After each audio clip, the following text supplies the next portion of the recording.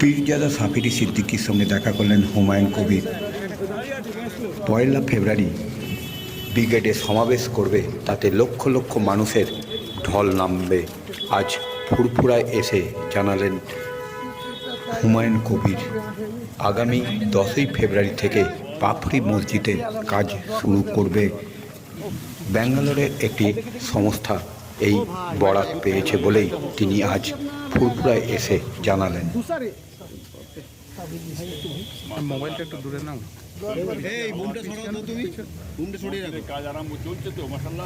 আপনার 10ই ফেব্রুয়ারি থেকে শুরু হবে। ব্যাঙ্গালোরের একটা বেসরকারি কোম্পানিকে টেন্ডার দিয়ে দিয়েছে।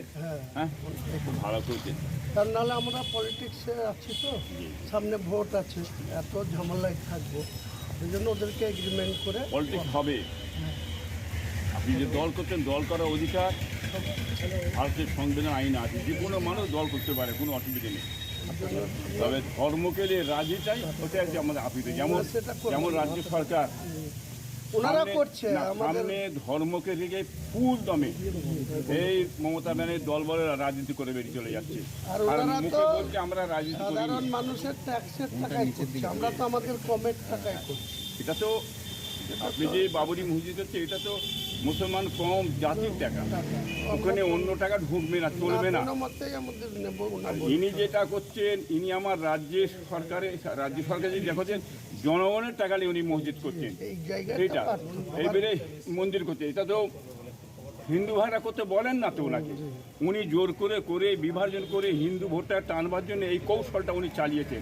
এটা বাংলার মানুষ জানে, এটা নতুন ব্যাপার তো নয়। ওনারা বললে ভাই মোবাইলটা একটু কাছে টানো, এগিয়ে আনো, অনেক কাছে চলে গেছে।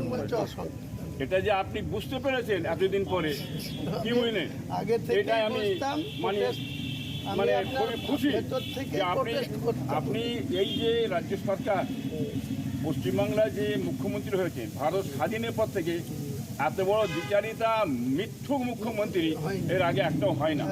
এটা হচ্ছে আমাদের মমতা ব্যানার্জি সাহেব। আপনি এতদিন পরে চিনতে পেরেছেন, এটাই আমি খুব খুশি জানতে পারলাম। দোয়া করবেন, থাকবে না, এইটুকু আপনাকে বলছি। দাদার সাথে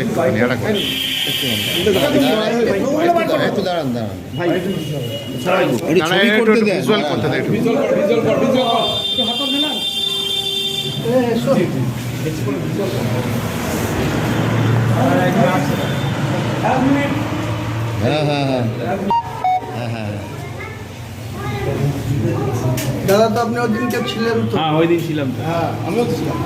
ধরে নি যে দল করেছে, এদেরকে হারানোর জন্য যারা যেসব রাজনৈতিক দলগুলি চায় যে এই অত্যাচারী বা দুর্নীতিগ্রস্ত তৃণমূলের সরকারটার পতন হোক, যে কেউ আমাকে ডাকলে আমি তাদের কাছে যাব, আমি ডাকলে তারা যদি আসে আমার কোনো অমত। আপনি বিজেপির সঙ্গে যাবেন?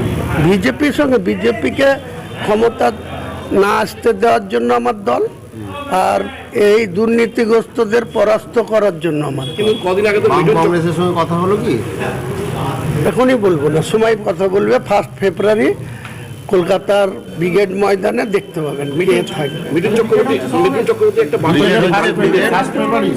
1 ফেব্রুয়ারি রবিবার বেলা 1টায় ব্রিগেড। হ্যাঁ, হাতে পেয়ে যাব, সব কিছু রেডি আছে, সব কিছু কমপ্লিট আছে। মঙ্গলবারে ওই ডিফেন্সের অফিসার আমাকে একবার দেখেছেন, সব কিছু আমার সৈয়ব কবির ইউথ প্রেসিডেন্ট স্টেটের, ওকে পাঠিয়েছিলাম, আমার সমস্ত সিগনেচার করে জমা হয়ে গেছে। ওনারা বলেছেন যে ভদ্রলোক একবার আমাদের কাছে আসুন, দেখা করুন, এক কাপ চা খেয়ে যাবেন আর পারমিশন নিয়ে যাবেন। তো আমি তো পারমিশন পেয়ে যাব আশা করছি, আর পেয়ে গেলে 1 ফেব্রুয়ারি দেখা হবে আপনাদের সাথে, গোটা বাংলার মানুষের সঙ্গে। 12 ফেব্রুয়ারি 10ই ফেব্রুয়ারি কত মানুষের সমাধান হবে? 1 ফেব্রুয়ারি কত মানুষের সমাধান হবে? আমার টার্গেট 10 লক্ষ। এখন কত হবে তো আমি গুনতে পারবো না, আপনাদেরকে গুনতে হবে। ক্যামেরা চমক থাকবে যে নিশ্চয়ই থাকতে পারে, নিশ্চয়ই থাকতে পারে। একাধিকবার আপনাকে দেখা গেছে যে আপনি